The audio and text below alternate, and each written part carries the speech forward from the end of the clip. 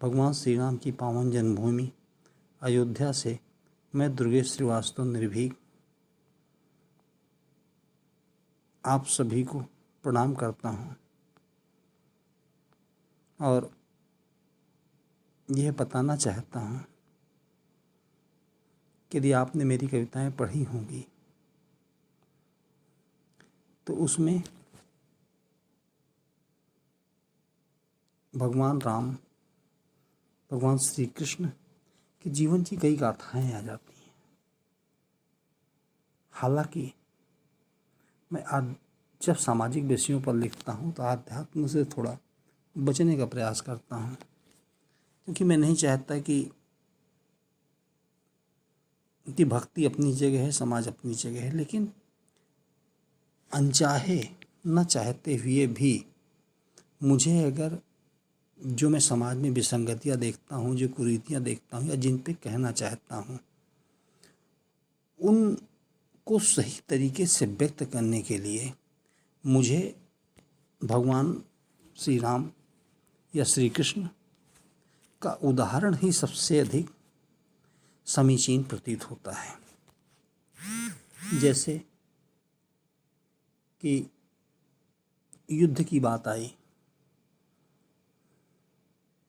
तो पाकिस्तान से, तो हम शांति प्रिय लोग हैं, कभी युद्ध नहीं करते हैं।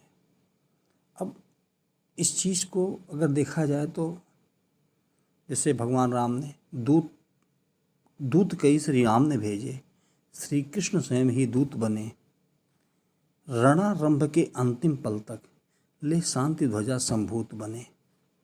कि भगवान राम ने युद्ध शुरू होने के पहले कई दूत भेजे थे। भगवान श्री कृष्ण ने भी युद्ध को रोकने के लिए, महाभारत के युद्ध को रोकने के लिए काफ़ी प्रयास किया, स्वयं भी वो दूत बन करके गए, समझाने का प्रयास किया।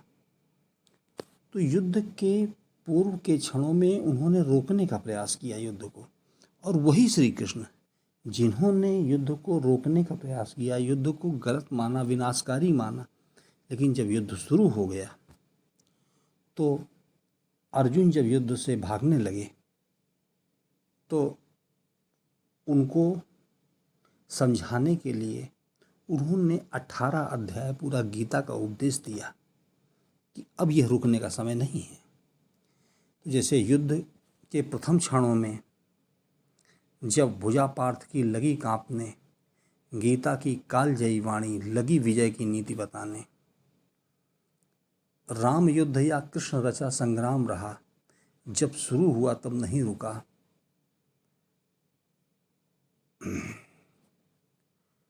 वो जो है जड़ मूल सहित जो है अधर्म को मिटा करके ही वो युद्ध रुका।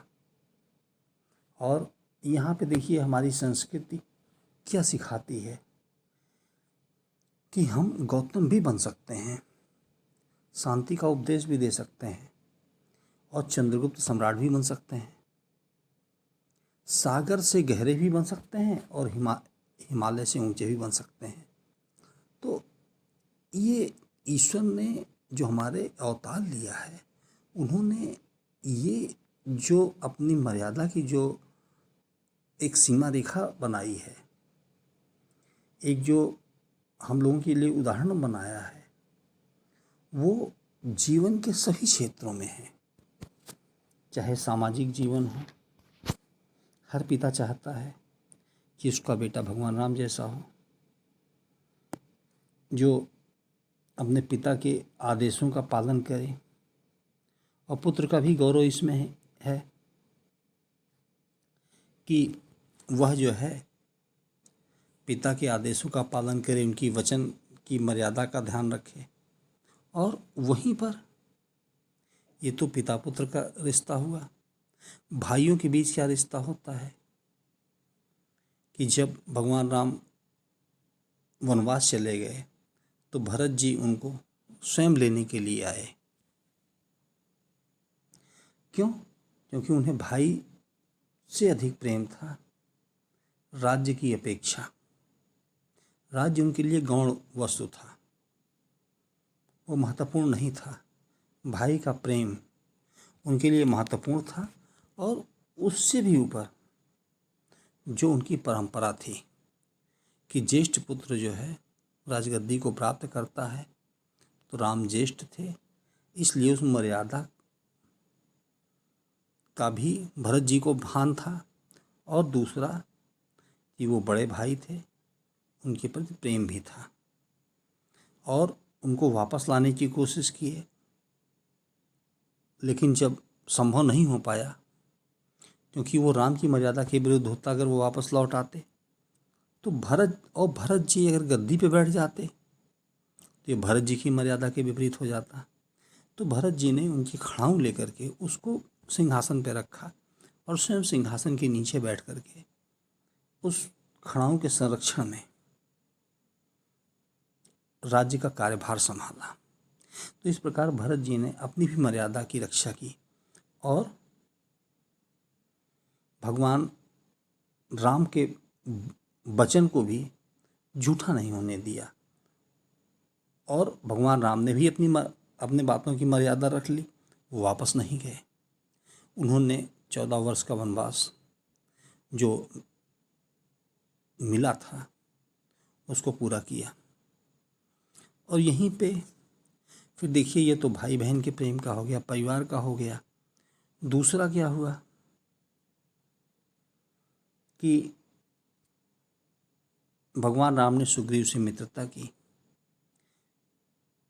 वो भगवान राम जो बाली को मार सकते थे, उन्होंने वचन दिया था कि बाली को मार करके सुग्रीव को राजा बनाएंगे।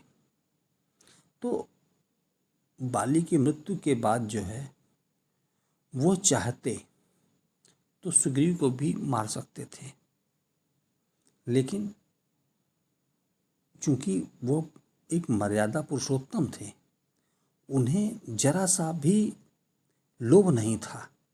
उन्होंने मित्र धर्म को निभाया और कोई लाभ नहीं लिया। अपने प्रयास से, अपने बल से उन्होंने बाली को मारा और सुग्रीव को राजा बना दिया। यह भी मित्रता का एक बहुत ऊंचा उदाहरण है, उच्च आदर्श है। और इसी प्रकार जो है रावण को मारने के बाद विभीषण को राजा बना दिया, जबकि सामान्य रूप से राजनीति क्या होती है, वचन पालन पे नहीं होती है, जो आजकल लोग समझते हैं। लेकिन भगवान राम ने जो मित्र को वचन दिया था विभीषण को राजा बनाने का, रावण के मृत्यु के बाद, वध के बाद उन्हें राजा बनाया और वहाँ पे भी उन्होंने लोभ नहीं किया। बाली और रावण को अपनी भुजाओं के बल से मारने वाले भगवान श्री राम ने राज्य का जरा सा भी मोह नहीं किया, बल्कि अपने मित्रों सुग्रीव और विभीषण को वो राज्य सौंप दिया। है कोई ऐसा मित्र कि जो अपने प्रयासों से जो विजय प्राप्त किया हो? क्या किसी मित्र को दे सकता है? शायद नहीं। यह उदाहरण भगवान श्री राम ने प्रस्तुत किया है कि हमें जीवन में किस तरह से होना चाहिए, मित्र के साथ, भाई के साथ, पिता के साथ। और यही नहीं, जो उनसे प्रेम करते हैं। यह सबरी ने जूठे बेर दिए, उसको भगवान ने प्रेम से भोग लगाया। और वहीं पे सुदामा का उदाहरण मित्र के रूप में भी छिपा नहीं है। यह भी एक मित्र धर्म की एक उच्च पराकाष्ठा है। तो ये जितने अवतार हुए हैं, ये हम आज जब अपने इस समाज में देखते हैं कि झूठ, लूट, छल, कपट, मैं, मेरा, हमारा, पूरी दुनिया इसमें लगी हुई है, सब एक दूसरे को लूटने में लगे हैं। जरा सा मौका पा जाएं तो मतलब तो क्या क्या न छीन लें अपने सगों से। ऐसे में जब भी हम देखते हैं, सोचते हैं सुधार का कोई उपाय, कुछ लिखना चाहते हैं, तो अयोध्या में रहने व भगवान राम हमारे इष्ट हैं इसलिए नहीं, बल्कि इन्हीं का आचरण सर्वश्रेष्ठ है। इस हेतु जो है कहीं पे भी हम देखते हैं तो हर जगह राम का आचरण ही हमें हर आयाम में मजबूती देता है। जीवन के किसी भी आयाम में, चाहे युद्ध हो, चाहे शांति हो।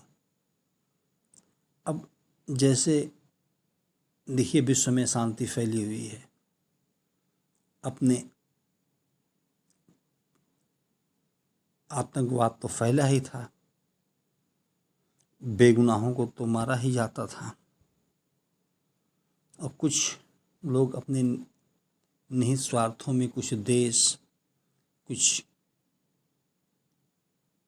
समुदाय विशेष के लोग इसमें लगे ही थे कि किस तरह से जहाँ जहाँ हो बर्बरता से कत्ल किया जाए, मारा जाए लोगों को। आज देखिए जैसे कि अफ़गानिस्तान में तालिबान की जो स्थिति है वो भी एक चिंतापूर्ण स्थिति है। ये केवल एक देश के लिए नहीं बल्कि पूरे विश्व के लिए है, क्योंकि जो आज एक देश में हो रहा है कल को उसी तरह की घटनाएं पूरे विश्व में हो सकती हैं। सीरिया है, इराक है, तो ये सब इसमें जूझ ही रहे हैं। तो इन सब में भी अगर कहीं से कोई आदर्श मिलता है तो वो राम और कृष्ण का आदर्श है, गौतम बुद्ध का आदर्श है कि हम इन महापुरुषों के चरित्र को अपने आचरण में ला करके, जो इन्होंने समय समय पे अपने छोटे से जीवन काल में एक बहुत बड़ी शिक्षा दी है, उसका पालन करके हम इन समस्याओं से लड़ सकते हैं। और ये हमें युद्ध की मजबूती भी देता है, लड़ने की मजबूती भी देता है, हमें कायर नहीं बनाता है। जैसे भगवान राम ने परशुराम से कहा था कि आपके सामने केवल आपके ब्राह्मण होने के कारण, क्योंकि ब्राह्मण ज्ञान देता है, तो जो ज्ञान देता है उससे युद्ध नहीं किया जाता। जैसे अध्यापक वर्ग है तो इससे बल का प्रयोग नहीं किया जाता है ज्ञान देने वालों के प्रति। तो ब्राह्मण समझ करके जो है मैं प्रहार नहीं कर रहा हूँ, और आपसे जीतने में भी सम्मान नहीं है, और पराजित होने में तो अपमान है ही। तो इसीलिए हम आप लोगों पर अपनी प्रभुता नहीं मानते हैं। हाँ, लेकिन अगर आप हमें ये समझ रहे हैं कि ऐसा हम किसी प्राण को बचाने के लिए कह रहे हैं, तो हम युद्ध में मृत्यु से भी लड़ सकते हैं, भले कुछ भी उसका परिणाम हो। हम इस परिणाम से नहीं डरते हैं। तो भगवान राम ने भी ये उदाहरण हमें दिया था कि कठिन परिस्थितियों में किस प्रकार जो है हमें व्यवहार करना है, कि निडर।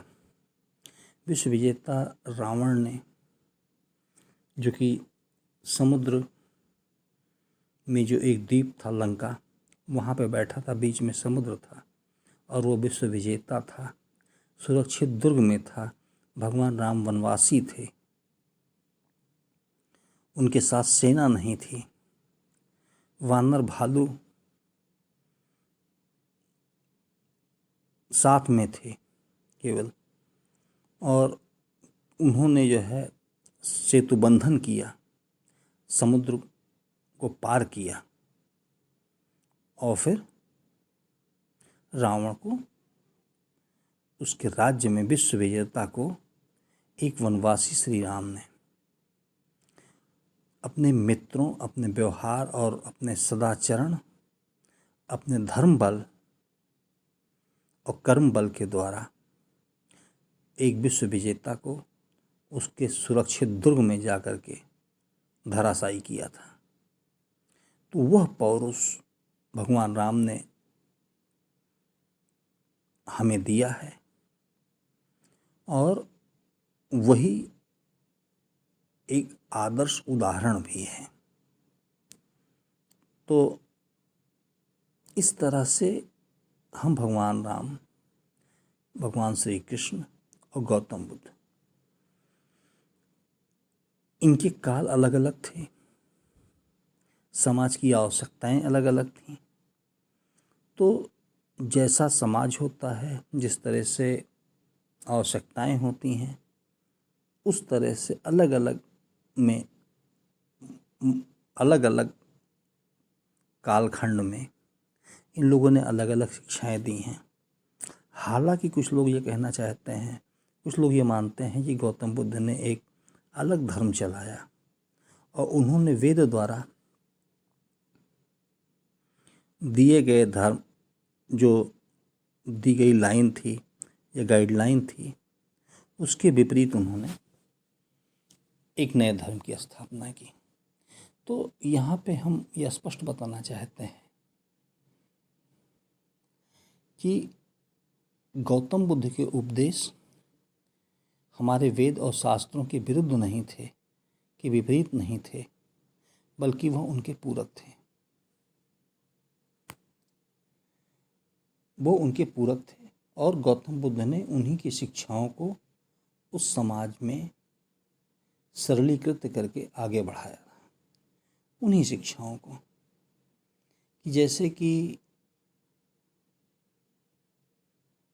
मूसा यहूदियों का जो ओल्ड टेस्टामेंट था, जब ईसा मसीह ने अपनी शिक्षाएं देना शुरू की तो ओल्ड टेस्टामेंट वालों को लगा, यहूदियों को लगा कि ये हमारे धर्म के विरुद्ध जा रहे हैं, क्योंकि उसको समझ नहीं पाए।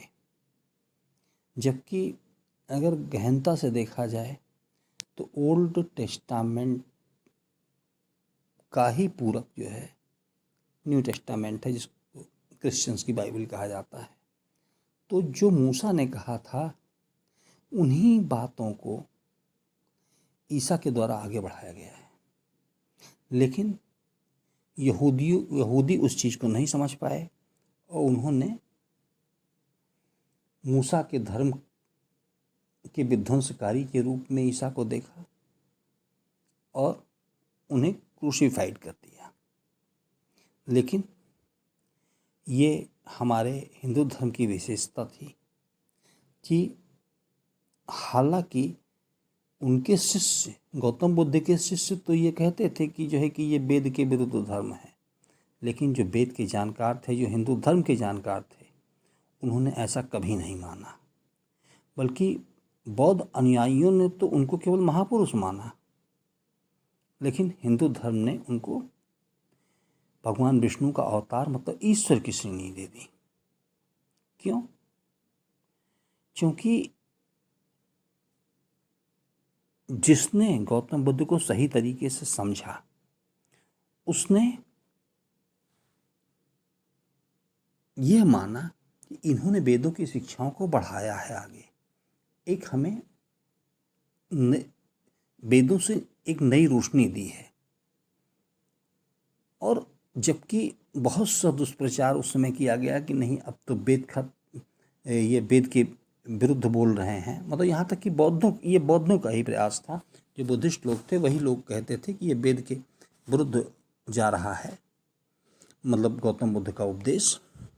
लेकिन जो वेदों के जानकार थे, जो शास्त्रों के जानकार थे, वो भली भांति इस चीज़ से परिचित थे और इसीलिए कि गौतम बुद्ध की शिक्षाएं वेदों को ही आगे बढ़ा रही हैं, वेदों के ही ज्ञान को सरलीकृत रूप से आगे बढ़ा रही हैं। तो इसलिए जो है उन्होंने गौतम बुद्ध को ईश्वर के रूप में देखा। और यही हम पश्चिम के देशों से भी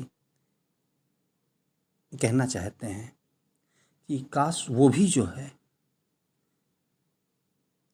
जीसस को ये समझे होते, को सही तरीके से समझे होते, तो शायद उन्हें क्रूसीफाइड नहीं करते। कि जो चीज़ें मूसा ने बताई वो उनके विरोध में नहीं बल्कि उन्हीं चीज़ों को उन्होंने आगे बढ़ाया। तो इस तरह से जो यह अंतर आप अन्य में और एक हिंदू धर्म के बीच में देखते हैं कि हम ये नहीं कि कौन कह रहा है या कोई हमें चांद की ओर इशारा करता है अंगुली से, तो हम अंगुली पकड़ के नहीं लटकते बल्कि हम चांद देखते हैं। और गौतम बुद्ध ने जब चांद को दिखाया अंगुली से, तो हम लोगों ने चांद देखा, अंगुली से नहीं लटके। लेकिन जब ईसा मसीह ने चांद दिखाया तो यहूदियों ने चांद नहीं देखा बल्कि अंगुली पकड़ के लटक गए। तो इस तरह से बहुत कुछ हिंदू धर्म में है, हमारे शास्त्रों में है। सोचने का एक तरीका, एक जीने का तरीका, और यहाँ तक कि जो भी बीच में बुराइयाँ आई, सती प्रथा या इस तरह की, जब भी वो एक समय की देन थी, एक कालखंड की, किसी कालखंड की मजबूरी रही होंगी जब ऐसी परंपराएं बन गईं। लेकिन जब स्थितियां परिवर्तित हुईं तो पूरा हिंदू समाज धीरे धीरे इस चीज़ को मानने लगा कि ये गलत है। अगर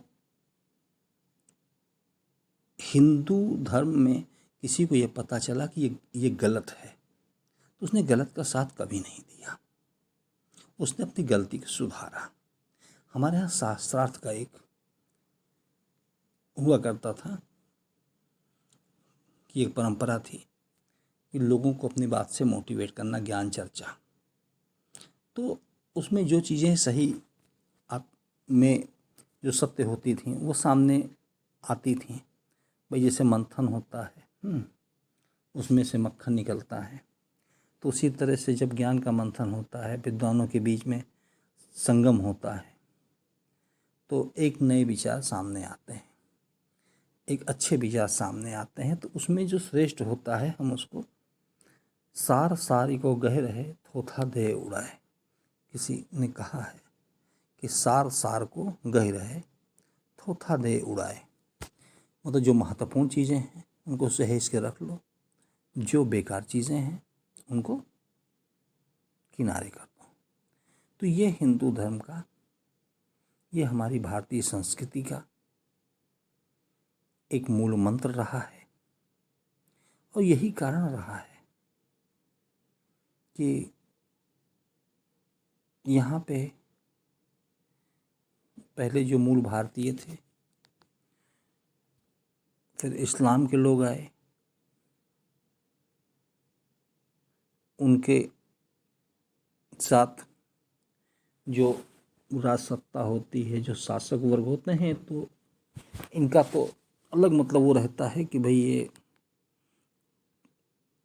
अपनी सबलता का प्रदर्शन करते हैं। लेकिन जो यहाँ की जनता थी उसमें समरसता थी। उन लोगों ने जब दोनों हिंदू और इस्लाम के लोग साथ में रहने लगे तो एक भाईचारा बन गया। और फिर हिंदू धर्म ने उनको गले से लगाया और कोई भेद नहीं रखा मन में। फिर क्रिश्चियन भी आए, उनके साथ भी इसी तरह से रहा। और जो इस्लाम की जो अच्छी बातें थीं उसको भी हिंदुओं ने ग्रहण किया, क्रिश्चियंस की जो अच्छी बातें थीं उसको भी ग्रहण किया। और जहाँ जहाँ से कमियां रहीं उसको सुधारता गया। तो देखिए, वास्तव में ये है कि यही कारण है कि हिंदू धर्म अब तक जीवित है, कि वो जिससे भी मिला उससे गुणों को लिया और दुर्गुणों को किनारे किया। कि जैसे हम अपने दुर्गुणों के लिए हठी न बन जाएं कि नहीं यही सही है, हमारे दुर्गुण ही सही हैं, क्योंकि वो विनाश का कारण बनते हैं। और हमें गुणग्राही होना चाहिए, और जहाँ हम कमी देखें, स्वयं की भी कमी देखें, तो उस पर हमें स्वयं को भी इंगित करना चाहिए और उस कमी से किनारा कर लेना चाहिए। और ये जो शास्त्रार्थ की परंपरा रही है, इसने इसी चीज़ पर बल दिया है, इसी बात पर बल दिया है कि हम जो है, जो भी हम जानते हैं, अगर उसमें कोई सुधार करता है तो हम उसको मान लें, उसमें अपना अपमान न समझें। कहीं कमी है उसको सर झुका के स्वीकार कर लें और अच्छाई को ग्रहण कर लें। तो इस तरह से हम अब तक टिके हुए हैं। भारतीय संस्कृति अब तक, किसी ने, इकबाल ने लिखा है, यूनान मिस्र रोमा सब मिट गए जहाँ से, और लेकिन जो हमारी भारतीय संस्कृति है वो अभी तक बची हुई है। उसका कारण भी यही है कि हम समय एवं परिस्थितियों के हिसाब से अपनी कमियों को दूर करते गए और जहाँ जहाँ से अच्छाई मिली उसको अपनाते चले गए। तो और रही बात की जो हमारे ईश्वर के अवतार रहे, हमारे महापुरुष रहे, उन्होंने भी समय समय पर यही शिक्षाएं दी हैं कि हम किस तरह से रहें, सहिष्णु रहें। और हिंदू धर्म के किसी भी शास्त्र में एक भी पंक्ति ऐसी नहीं लिखी है कि केवल हमारा उद्धार हो, अन्य का नहीं। हमारा उद्धार होगा, अन्य का नहीं। हम आगे बढ़ें, अन्य नहीं। यहाँ पर सभी संसार के लोगों की कल्याण की कामना की गई है। यहाँ तक कि पशु पक्षी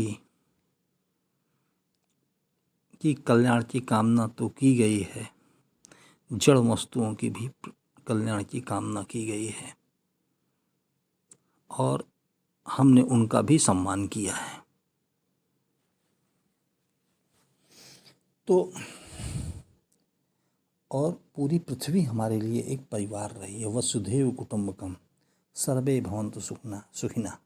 अब सभी सुखी हों, सभी सुखी हों की कामना, केवल हम सुखी नहीं हों, हमारा समुदाय सुखी नहीं हो, हमारा तो सबके लिए है। यह पृथ्वी है, ये हमारी माता है, हम सभी इसके संतान हैं। भले हम किसी समुदाय के हों, किसी देश के हों, देश काल की सीमाएं तो सीमाएं होती हैं, लेकिन मानवता असीम होती है। कहीं भी हमारे शत्रु देश में भी अगर कोई अन्याय अनीति होती है, कोई गलत काम होता है, किसी को पीड़ा पहुंचती है, कि जैसे पाकिस्तान में ही आतंकवादियों ने स्कूल में छोटे छोटे बच्चों को मार दिया था, हमारे हृदय में पीड़ा हुई थी। कहीं भी होता है, ट्विन टावर पे हमला हुआ, हमें पीड़ा हुई। तो हाँ, ये पीड़ा क्यों हुई? क्योंकि हम परिवार मान के चलते हैं। ये सब हमारे परिवार हैं। हम मानव हैं, जैसे हम मानव हैं वैसे वो मानव हैं। जैसे हमको पीड़ा होती है वैसे उनको पीड़ा होती है। जैसे वाल्मीकि ने क्रौंच पक्षी के दर्द को अपने हृदय में उतार लिया था, वैसे ही हम भी कोई देश काल की सीमा को लांघ करके लोगों के दर्द को अपने दिल में उतारते हैं। दूसरों की प्रगति में भी हम सुखी महसूस करते हैं। हम जलते नहीं हैं, जलन की भावना नहीं होती। ये हमारा सनातन धर्म हमें सिखाता है और हम इसीलिए जो है आज तक जैसे थे वैसे हैं और हम वैसे ही रहेंगे। कभी भी हमारी संस्कृति नष्ट नहीं हो सकती है, भले 100 आपदाएं आएं, लेकिन भारतीय संस्कृति जहाँ थी वहाँ है, वहाँ रहेगी। बस आज इतना ही। धन्यवाद। फिर आपसे मुलाकात होगी। जैसा भी हो, अगर पसंद आया हो तो कमेंट या लाइक ज़रूर करिएगा। कि चूँकि ये हमने बोला है इसलिए है, बताया है इसलिए है कि कुछ चीज़ें जो कोई नई चीज़ नहीं बताई है, ये सब जानते हैं, लेकिन हमने एक पुनर्स्मरण कराया है कि जिससे कि समय समय पे सुनते रहने से ये अच्छी चीज़ों को कभी कभी एक सहारा मिल जाता है, एक दिशा मिल जाती है और एक गौरव अभिमान जगता है, जो गौरव अभिमान हमें और मजबूत बनाता है। धन्यवाद।